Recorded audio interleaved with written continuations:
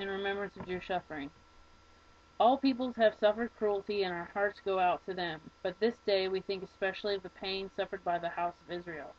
Exile and oppression, expulsion in ghettos, pogroms and death camps. The agony of our people numbs the mind and turns the heart to stone. When we consider this, we are tempted to say with one of our poets, "To me the whole world is one gallows." We can only wonder at the fortitude of our fathers and mothers who said, not once, but many times, "Though you slay me, yet will I trust in you." And we have only prayed to be blessed with a measure of the faith that embalmed them to remain true to God and His Torah, even when He seemed remote from them, and life itself may have lost all meaning. So and thought that was a really nice poetic take on what it is we're thinking of today, where our mind should be, all the things that go into the category of catastrophic events that would push us into an emotional state where we would pour out in poetry. Most important is that it talks about the fortitude of our fathers and mothers who said, not once but many times, "Though you slay me, yet I will trust in you." So, though bad things happen, it doesn't mean the system's broken down. It just, might mean there's something else meant by the system. So, that's an interesting thought to think of. So, what do we do on this Tisha B'Av?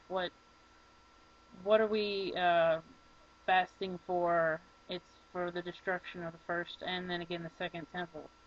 But what are our main 5 prohibitions are? There's no eating or drinking, no washing or bathing, no application of creams or oil, no wearing of leather shoes, and no marital relations. So, and basically those of Yom Kippur.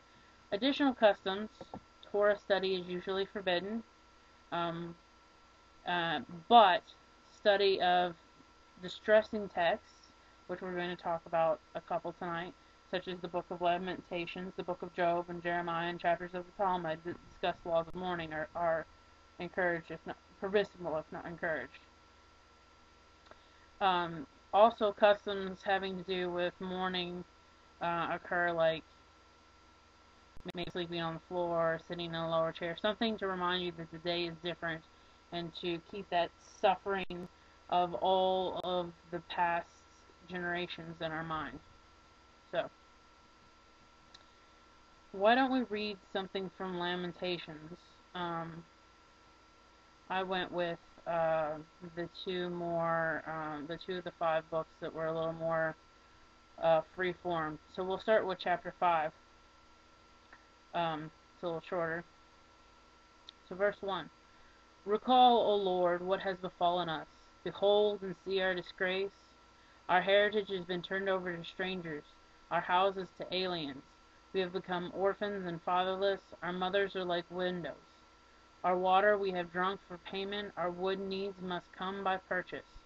We are pursued with a yoke on our necks. We toil, but it does not remain within us. We have stretched out our hands to Egypt and also to Assyria to get enough food. Our fathers have sinned and are no more, and we have borne their iniquities. So I'm going to stop right there at verse 8.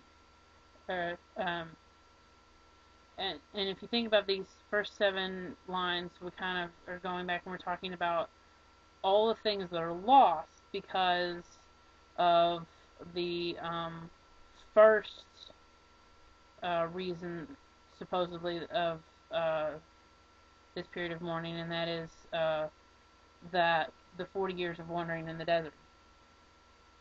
So we'll pick up with verse 8. Slaves rule over us, and there is none to deliver us from their hand. With our lives we bring our bread because of the sword of the wilderness. Our skin is parched as by a furnace because of the heat of hunger. They have outraged women in Zion and maidens in the cities of Judah. Princes were hanged by their hands, elders were not shown respect. Young men carried the milestones, and youth stumbled under loads of wood. The elders have ceased from the city gates, the young men from their music. The joy of our hearts has ceased, our dancing has turned into mourning. The crown of our head has fallen. Woe to us, for we have sinned. So yet again, there's a lamentation, book of Lamentations, about now that the temple has fallen, and they're, you know, the exile is beginning, and those that um, are left to figure out how to live in this new society of way of life without the temple being that center of the Jewish world are, are wondering a little bit of guilt here. We may see in verse 16, the crown of our heart has fallen, woe to us, for we have sinned. Looking back and saying, all right, yeah, we know we've done things wrong, we do things wrong all the time, and so yeah, it's probably a good thing there's a day to remind us. Yet again, another good reason not to work today, just in case you have one of the, an accident, if it really is like the 13th, right? So, verse 17. For this our heart has become faint. For these things our eyes have grown dim. For Mount Zion, which has become desolate, foxes prowl over it. But you, O Lord, remain forever. Your throne endures throughout the generations. Why do you forget us forever, forsake us for so long? Restore us to you, O Lord, that we may be restored. Renew our days as of old. For if you have utterly rejected us, you have already been exceedingly wroth against us. So what is this part? This last section is, lamenting the fact that things have changed, that Mount Zion is desolate, that people are turning away from the rituals and ideas that were there before, but asks and hopes for a renewal. So we see again, like in the from the New Union Prayer Book, it is a fortitude that to keep faith within the system and being able to learn and work and grow within the system that allows us to continue upon the path. It's my friends kind of joke, it's the paradox we have between hope and guilt as the Jewish nation. Guilt of things, guilt of sin, guilt of past, guilt of other people's guilt even that we've carried along. And then also hope. It's hope. It's the whole just keep swimming idea that we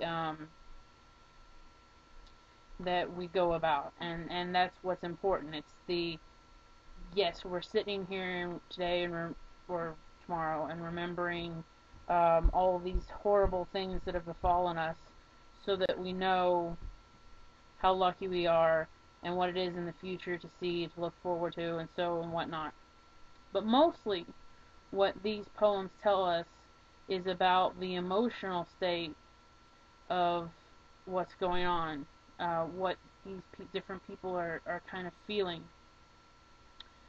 So, to bring something more modern into the ideas, let's think about what it is to have loss, to hold on, to wait for a prize, and then lose everything even though you win it. So, what do we get? We get Walt Whitman. Oh, Captain, my Captain. Oh, Captain, my Captain, our fearful trip is done. The ship has weathered every wreck. The prize we sought is won. The port is nears, the bells I hear, the people all exulting, while follow eyes the steady keel, the vessel grim and daring. But oh heart, heart, heart, oh the bleeding drops of red, where on the deck my captain lies, fallen cold and dead. Oh Captain, my Captain, rise up and hear the bells, rise up, for the flag is flung, for you the bugle trills. For you bouquets and ribbons wreaths for the shores are crowding, for you they call the swaying mast, their eager faces turning. Here, Captain, dear father, this arm beneath your head. It is some dream that on the deck you've fallen cold and dead. My Captain does not answer. His lips are pale and still. My father does not feel my arm. He has no pulse nor will. The ship is anchored, safe and sound, its voyage closed and done. From fearful trip the victor ship comes in with object won. Exult, O shores, O ring, O bells. But I, with mournful tread, walk the deck my captain lies, fallen, cold, and dead. So what is this what did I take this to mean? This is one of my favorite poems. I took this to mean, things happen in the past, and for every great event, there's always um, a martyr or something that gets martyred. And in each of these tragic cases that we're looking at, we see, um, yes, the prize was won, the continuation of society, the continuation of ideals and education, but look at all that was lost. You can go back and say this would be the kind of thing, the lamentations that would be said for when Aaron died or when Moses died in the last book of Numbers. It's, I think, really speaks to the, idea of what's going on right now. Um, so I don't know if you have any thoughts about that. While you're thinking about that, Patrick says that he loves the idea that things continue on. Just look at us. We never knew the temple, but we mourn for it. Exactly. Things move on. The martyr's already martyred. There's nothing that can change the captain lines out on the deck, but the ship is victoriously home in harbor and still a sail and still ready to go. And that is quite wonderful. And to think that we mourn back, and of course you look historically at that being for sort of a eulogy, to speak, for Abraham Lincoln, and it even kind of cements it more, that same emotional feeling of mourning for something that's lost. And we use that same poem today to mourn even further, and even though we don't know, we never knew, never lived under Lincoln. So, again, in the new Union Prayer book, Gates of Prayer, it's the large print, Weekdays and Sabbaths, page 573. It's the service for Tisha B'Av. In the presence of eyes which witnessed the slaughter, which saw the oppression the heart could not bear, and as witnessed the heart that once taught compassion until the days came to pass that crushed human feeling, I have taken an oath to remember it all, to remember, not once to forget. Forget not one thing to this last generation, for when degradation shall cease, to the last, to its ending, when the rod of instruction shall have come to conclusion, an oath. Not in vain pass over the night of the terror. An oath. No morning shall see me at flesh pots again. An oath. Least from this we learned nothing. Now what does this poem tell us? We get the same theme that's going on with the oppression and the slaughter that comes with the destruction of the temples and all the other things of the ninth. But what is interesting about this spontaneous outpouring of emotion is that in the middle it says, I have taken an oath to remember it all, to remember, not once to forget. And it affirms the three parts of his oath in the bottom. An oath not in vain passed over the night of terror. So an oath to remember such terror as like Passover or other nights that many people were spared in order to continue the community. An oath, no morning shall see me at flesh pots again, to continue on even in the face of the horror that there is. And the final and most important part of the oath is at least we learn from this, and so therefore we should take to heart the lessons that are found in each um, event that we study, that we think about today, and learn from it. Because what's the most important thing about history is that we learn from it. Because as June says, this has all happened before, and this will all happen again. So we might as well know how to try to combat it when we can. So, I'll show you Walt Whitman here. He's sort of a mournful looking fellow there, isn't he? But boy, did he get the pulse of the nation when he wrote, "Oh Captain, my Captain." So let's look at, I kind of just want to look at, well, we can look at the whole thing. The next one I saw that really spoke to me was Emily Dickinson. Because I could not stop for death. And this is good. This is what brings forth a little bit of joy in the depths of our sorrow. Because I could not stop for death, he kindly stopped for me. The carriage held but just ourselves and immortality. We slowly drove, he knew no haste, and I had put away my labor and my leisure too, for his civility. We passed the school where children strove at races in the ring. We passed the fields of grazing grain. We passed the setting sun. Or rather, he passed us. The dews drew quivering and chill, for only gossamer my gown, my tippet, only tulle. We passed before a house that seemed the swelling of the ground. The roof was scarcely visible, the cornice in the ground. Since then 'tis centuries, and yet feel shorter than the day I first surmised the horses' heads were towards eternity. So what do we get from this poem? Well, Emily Dickinson is taking this idea of death, the fear that, and putting it into the context of sort of a narrative. She's the dainty lady that Death, who travels to do his duty, kindly stops in his carriage and shows his civility. So she puts away her leisure, her labor, all the things that are of the world, and sort of releases. Then in the third stanza, she gets to go past the school. She sees that life is going on, that things continue, that just because she's gone, just because her labor is over, doesn't mean that it was in vain. And then all that's left, only gossamer, her gown. It's only talking about the most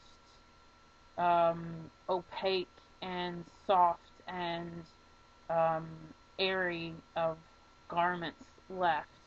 All that is would be highly treasured, silk, tatting, and whatnot. And then, so, as life is fragile and delicate and beautiful, but still fades away in the end. And so what is left? Well, the left is what actions were and what history was accomplished by those actions. And I really enjoy the end where she finally says, after centuries, she surmised that the horses' heads were turned towards eternity, that death is the slow march that continues on and on through each and every life and each and every age, and that is why we must march on. Now here's Emily Dickinson. She's quite the mournful-looking character herself. She wrote quite a lot about death and mourning, so it's no wonder that it's such a famous piece. Now, I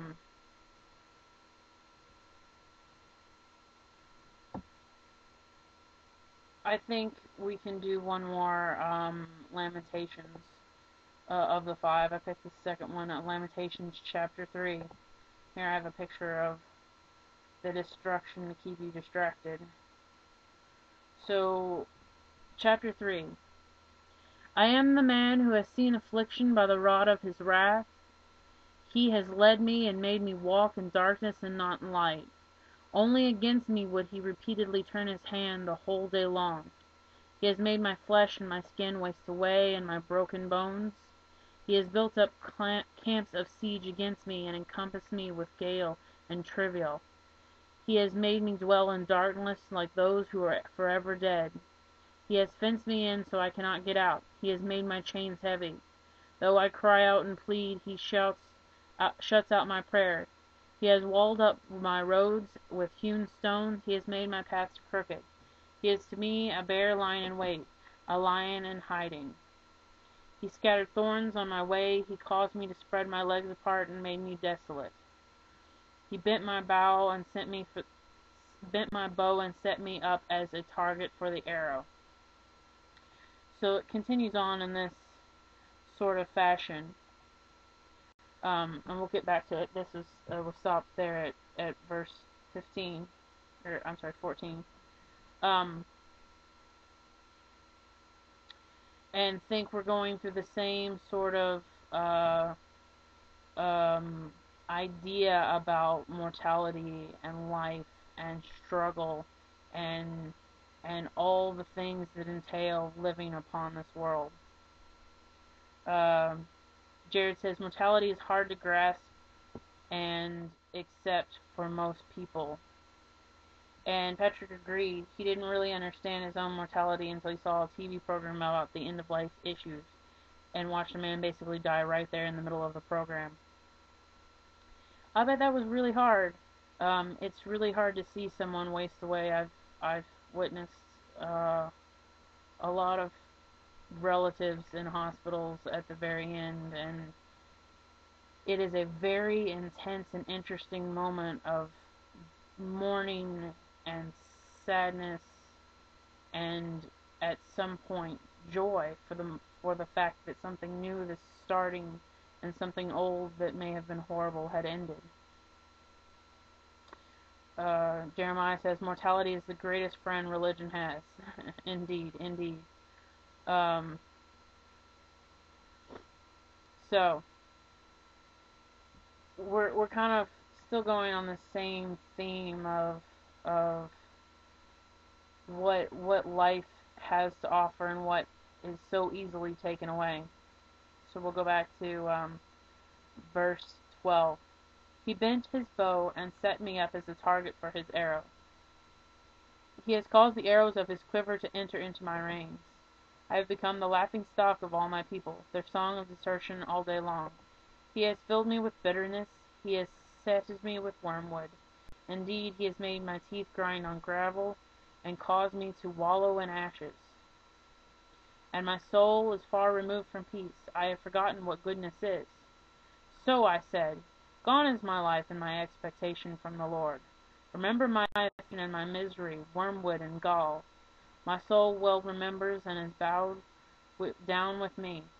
This I reply to my heart, therefore I have hope. Verse 21. We'll stop there and talk about this last line. This I reply to my heart, therefore I have hope. Although gone is my life and my expectation from the Lord, I have hope.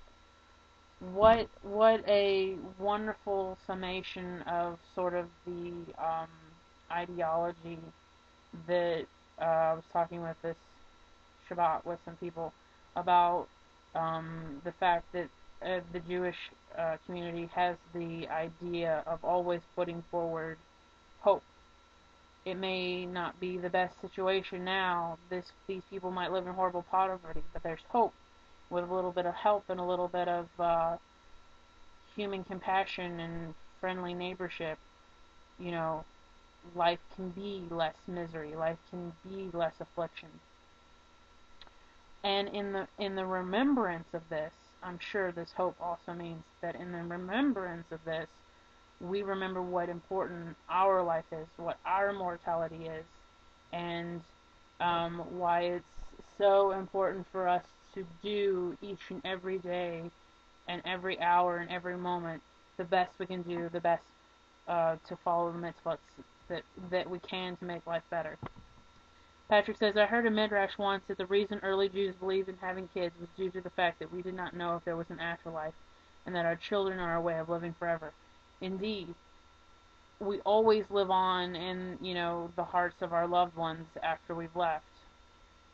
So the only way to truly guarantee your space on this earth is to make a mark for the next generation.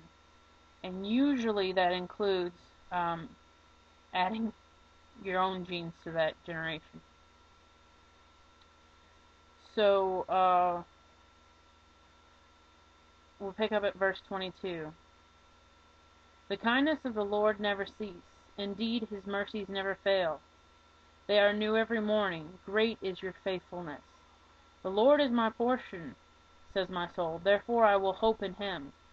The Lord is good to those who wait for him, to the soul that seeks him. It is good that one should wait quietly for the salvation of the Lord. It is good for a man that he bear the yoke in his youth. Let him sit in solitary and wait, for he has laid it upon him. Let him put his mouth unto the dust, there may be yet hope. Let him offer his cheek to smear, let him be filled with reproach, for the Lord will not cast him off forever. Though he cause grief, he yet will have compassion according to the abundance of his kindness. For he doth not willingly afflict or grieve the sons of man, or crush under the feet all the prisoners of the earth, or turn aside the right of a man in the presence of the Most High, who has commanded it, and it come to pass, unless the Lord ordained it. And by the command of the Most High, neither good nor evil come. Why should a living man complain? A man for his sins. Let us search and examine our ways, and let us return to the Lord. Let us lift up our hearts and our hands to God in heaven. So here we have a return to this idea from the book once again of the faith, the fortitude to continue the story, to continue believing, to continue carrying on, and that even if man is cast out for a short time, God's wrath can't be so that he would cast him out forever. Jeremiah says that he heard that one of the reasons naming kids after family, Sarah said, heaven and hell is a tool constructed to control people's behavior as what we share. I heard that one of the reasons why naming kids after family members is important is that what Patrick said about the fact that we want to continue on the legacy from the afterlife. So, Sarah says that some believe by naming after someone, the kid should take on the positive traits of the one after whom the child is named. That's an interesting idea, and you can find all sorts of interesting thoughts about numerology and the time of year and the words, the letters and the word that have to do with the personality of the child, but that is one of the oldest thoughts that hopefully they will gain the good genes from that person that they're named after. So verse 39, why should a living man complain, a man for his sins? Let us search and examine our ways, and let us return to the Lord. Let us lift up our hearts to our hands to God in heaven. We have rebelled and we have been disobedient. You have not forgiven. You have enveloped yourself with anger and pursued us. You have slain without mercy. You have enveloped yourself in a cloud so that no prayer can pass through. You make us as scum and refuse refuse among the peoples. All our enemies have opened their mouths wide against us.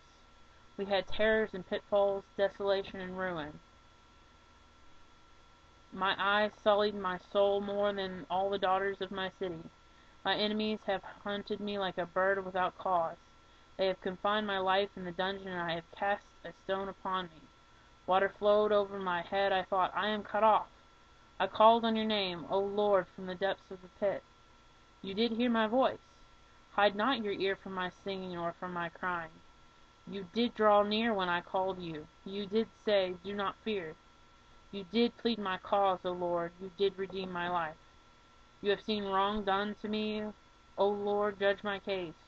You have seen all their acts of vengeance, all their devices against me. You have heard their insults, O Lord, all their plots against me. The utterance of my assailants and their thoughts are against me all day long. Behold, their sitting down and their rising. I am their song of desertion.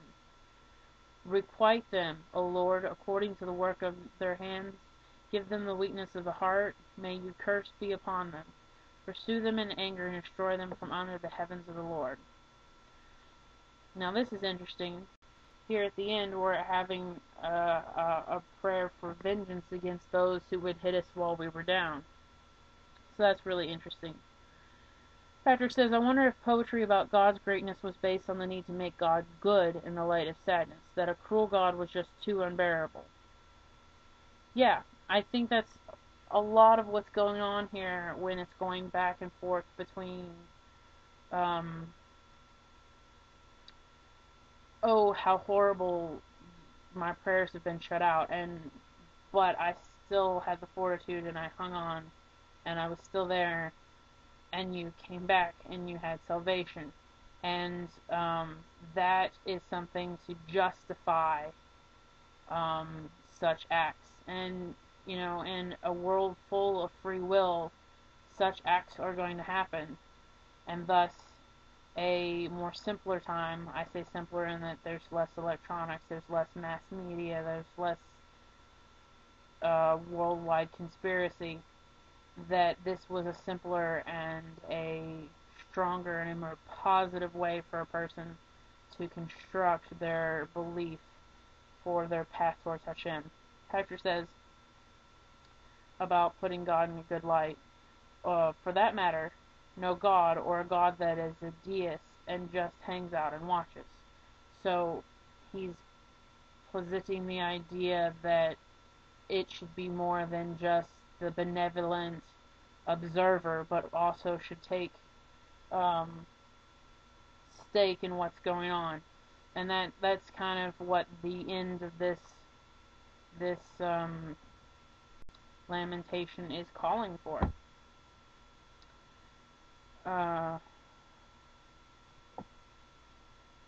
There's some really great points flying around in the chat room.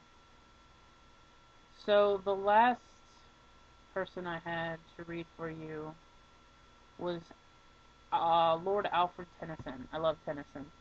I can't help it. And this is a good way, I think, to sort of end, to read the third and fourth movements or sections of In Memorandum. So the third one says, O sorrow, cruel fellowship, O priestesses in veils of death, O sweet and bitter in a breath, what whispers from thy lying lip? The stars, she whispers, blindly run. A web is woven across the sky. From outwaste places comes a cry, and murmurs from the dying sun. And the phantom nature stands, with all the music in her tone, a hollow echo of my own, a hollow from with empty hands. And shall I take a thing so blind, embrace her as my natural good, or crush her like a vice of blood upon the threshold of the mind?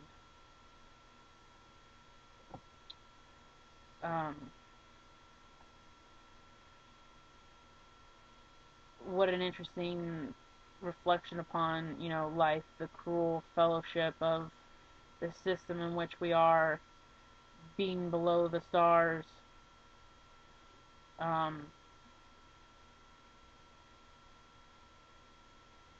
listening to the rhythm of life. It's like the song, The Rhythm You Started. And shall I take a thing so blind, of things such as faith, embrace her as my natural good, or crush her like a vice of blood upon the threshold of the mind? So here we have the dichotomy going on in the mind between, is my faith good? Is it something natural to embrace that loving, benevolent God that always comes back for us? Or is it simply a vice of blood, something to be smashed upon the threshold of the mind amongst the philosophy? And finally, the fourth section. To sleep I give my powers away, my will is bondsman to the dark. I sit within a helmless bark, and with my heart I muse and say, O heart, how fares it with thee now, that thou shouldst fall from thy desire, who scarcely darest to inquire what it is that makes me beat so low? Something it is which thou hast lost, some pleasure from thine early years. Break, thou deep vase of chilling tears, that grief hath stricken into frost. Such clouds of nameless trouble cross all night below the darkened eyes. With morning wakes the will, and cries, Thou shalt not be the fool of loss. And that's what I wish to leave with, is that such clouds of nameless troubles cross all night below the darkened eyes. Such troubles always do cross. But with the morning wakes the will, and cries, Thou shalt not be a fool of loss. Because we have studied it, because we lament it, because we follow it, because we remember it, because we have the fortitude to go on in spite of it, we know that we shall not be the fool of loss, which I think is an important historical lesson to learn, is to attempt to not be the fool. So, did anybody bring any poetry or have any other ideas that they thought was important to add to this thought? Do we have any other lamentations for the day? While we're thinking, I'd like to remind you that PunkTorah is a free and very honored service to be here for you, and hopefully is helpful. If you have time, energy, money, or merchandise you would like to donate to help PunkTorah, you can get in touch with Patrick at PunkTorah.org in order to help out, teach a class, to lead a service, or you can donate if you have a little bit of money. You know, that $5 you were going to spend on cappuccino in the morning, maybe you could spend on, you know, being able to keep these classes free. And you can do that through PunkTorah@gmail.com on PayPal. Anything is appreciated. Patrick says he wanted to talk about whether the temple could be viewed as a positive thing. The sense that it democratized Judaism. The actual temple destruction is sad, but notice that we were doing okay without it. Sarah says it is a state of mind. That's exactly right. We've come to the point that we've evolved, that we've learned, that we've shaped history and law and precedent to the point that we've grown beyond what probably the temple could have held for us. We've grown into a unique creature that has survived so much throughout such a long time.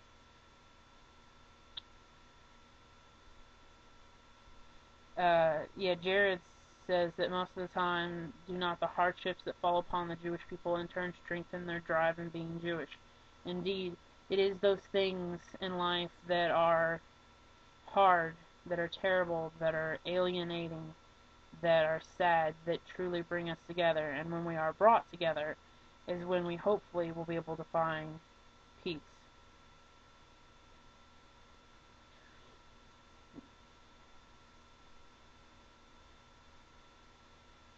And so now we're having a discussion about animal sacrifice and the Levite priests in the temple. And Patrick is saying, is it more being sad about something in the past happening, and finding a way to move forward, or is it just about the loss of the past? I think that we have to look at the past is the past, and that the future has yet to be written, and that it is our job to write it. And so, in commemorating the month of Av, commemorating the 9th, Tisha B'Av, we are remembering those hardships and those struggles, and that we can overcome them, that we will overcome them, if we come together and keep our fortitude and go forward. So, that is what I have for you tonight. I hope you enjoyed what I had to say. I hope that it will be helpful to you and that you will be able to visit again. And I hope that I will be in well enough health to do Torah study next Monday. And in the meantime, um, stay tuned. Keep to the PunkTorah website and Facebook and look for more events occurring from PunkTorah. Thanks, guys.